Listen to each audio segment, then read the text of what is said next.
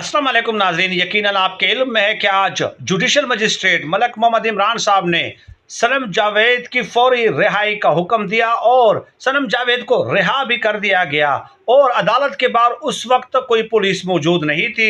चुनांचे सनम जावेद जो है मियाँ अली अशफाक के साथ उनके दफ्तर चली गई, उनके वालिदैन भी साथ थे, हमरा थे। लेकिन उसके बाद अभी 1 घंटा पहले के मनाजिर यकीनन आपने देखे होंगे कि पुलिस मियाँ अली अशफाक के ऑफिस के बाहर पहुंचती है और बग़ैर कोई मुकदमा या FIR दिखाए बगैर उन्हें दोबारा गिरफ्तार कर लिया जाता है।